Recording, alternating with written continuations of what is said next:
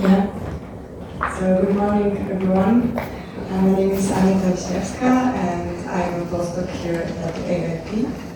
And today I will show you our work on comparative study of power distribution for flaring and non-flaring active regions. It was done with SDO IAA, and together with some other colleagues. So this is a kind of ongoing work.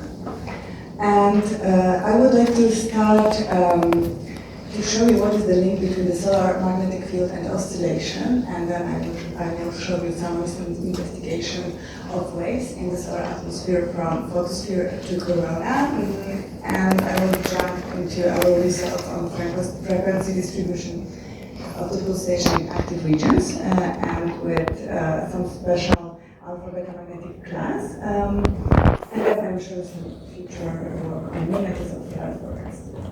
Okay, so waves in the solar atmosphere. So let's start from the link between the oscillation and the magnetic field. So helioseismology is the study of the solar interior, and it's using observations of the sun's surface, and it has done much improve our understanding of the interior of the sun, and also greatly influenced the theories of the solar dynamo. So this is kind of linked together, and recent developments include new local helioseismic techniques. They show studies of subsurface structures and magnetic field reconstruction based exactly on oscillations in active regions. Moreover, the acoustic frequency, which is the most dominant frequency for solar acoustic eigennodes, 5 minutes oscillation, varies with the solar cycle. And this is very interesting, and at frequencies beyond cutoff value, acoustic disturbances are no longer trapped waves, but they are transformed into traveling waves, and it determines the upper boundary of the P-modes cavity inside the solar atmosphere. So this finding implies that the upper boundary of the P-modes cavities in chromosphere lies at the higher pseudo-modes of acoustic waves. And here I showed you our results on the cutoff frequency. Actually, this was an experimental study, so I did some observations using ground-based instrument, and we derived the cutoff frequency inside the solar atmosphere. It was published in 2016. But of course, corona is totally different. So we can kind of investigate some oscillation inside the corona, inside the coronal loops, and obtain some space-time plots. But what I wanted to show you is remind you that actually the upward propagating transverse displacement are trapped inside the coronal loops, and actually these are kind of three-dimensional oscillations. So basically, what does it mean? That King or sausage mode can be investigated basically from every line of sight, so independent of the line of sight. However, how I get to that? So at some point we had measurements of the flare, which was done by the ground-based measurement from the VTT, and it was done for 7 spectral regimes. So we calculated the power distribution of a velocity signal for this particular non-flaring region. And it turns out that before the flare, this is divided into the 6 different frequency bands. So it turns out that especially at the level of about 600 kilometers above the photosphere, there are some changes before and after the flare, and also after the flare, a lot of power is deposited inside the corona. So based on that,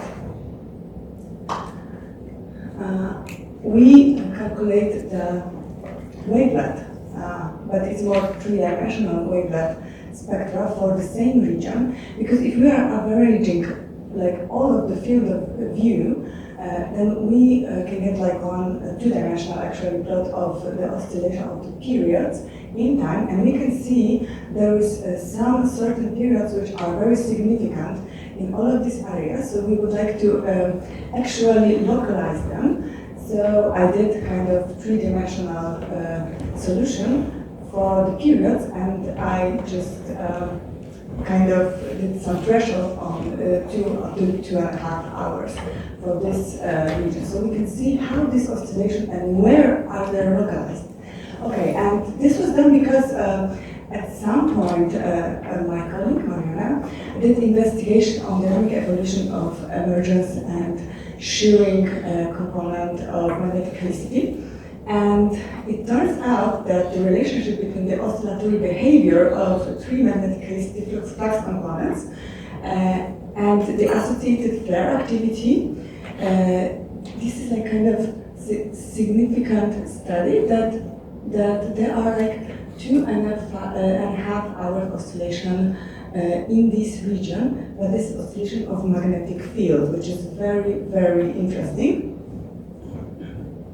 So this is also like some snapshots of this three-dimensional wavelet cube. So exactly, this is the region. Here is the cube, and you can see how this periods, so this is like 120 to 150 minutes, are changing with time. So here's the time axis. So this is very nice because we can investigate the periods in time, but we know exactly at which point they are occurring. Okay, so let's go back to our idea that we selected some active regions which were flaring ones and the regions which were non-flaring ones, and all of them has alpha, beta, or gamma magnetic class according to the Halley's classification. And in the flaring region, the C-class flare occurred. And we took the photograms at 1700 angstrom because they are known to capture clear oscillation signals due to helioseismic P modes, as well as the waves propagating up through the chromosphere. So these are our regions. This is the list, and all data are 2 hours long, 1700 angstroms. We have also some study on coronal lines, and temporal cadence is 12 seconds, and we calculate the Fourier power maps for the intensity signal this time of the chosen active region, because of course for these photograms we cannot have velocities. However, what we can see here, remember these are active but flaring regions. So what we can see on these power maps is basically that around the sunspot we can see the power enhancement.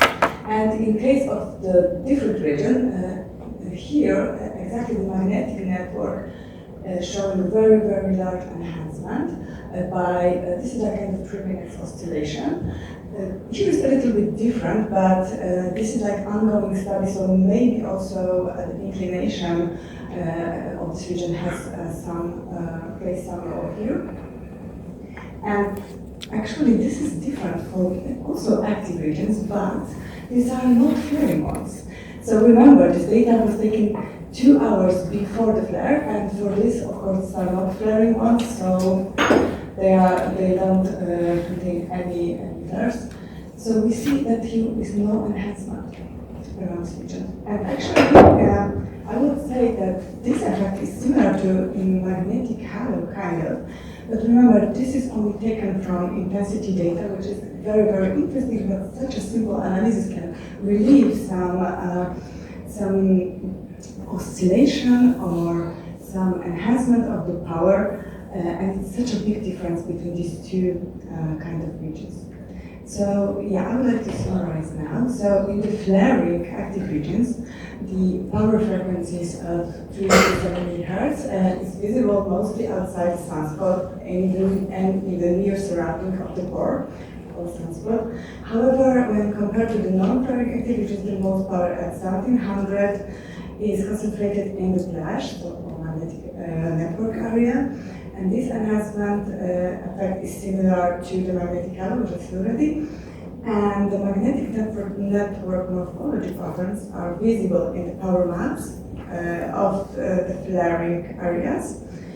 And this is unlike the non-flaring ones. So inside the board and exactly at the umbrella of the sunspot, the power distribution for the periodic oscillation at frequency bands is clearly to 0. And we have also some data for the coronal lines. But what you can see here is the power enhancement exactly at the top of the slope, which is showing us that this might be transversal oscillation, which is giving us power exactly in this place, because this is oscillating in 3 dimensions. So in every dimension, so basically it doesn't matter whether we are looking from this line of sight or like that, so perpendicular to this loop, we still can register some signal. Yeah. So that was all. Thank you very much. And if you are interested, you can visit my website as well. Yeah.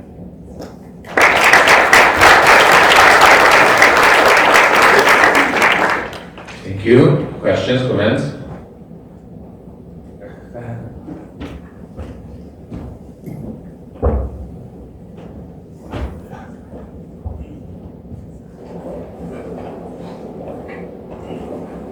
Hi, thank you for the talk. I was wondering if you thought about pairing this with, say, like machine learning to potentially produce something that could live predict.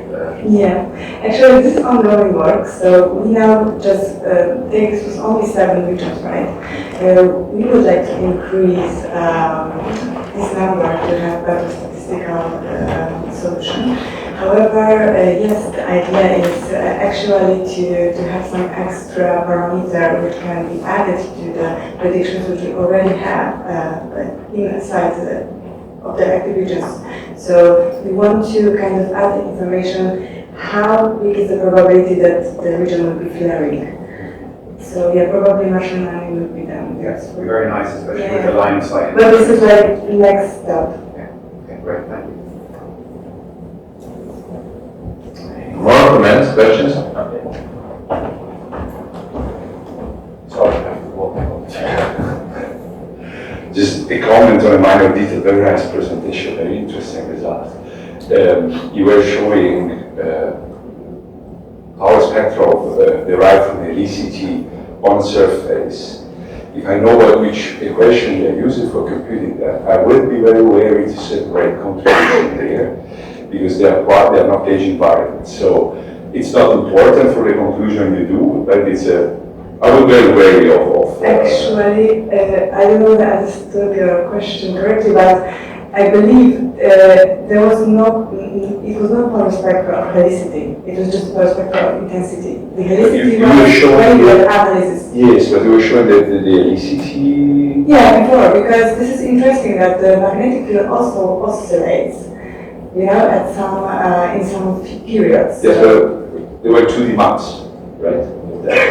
Maybe we can revert this sort of Yeah, this is a great thing for discussion. Thank you, Ed. Once again, let's thank the speaker.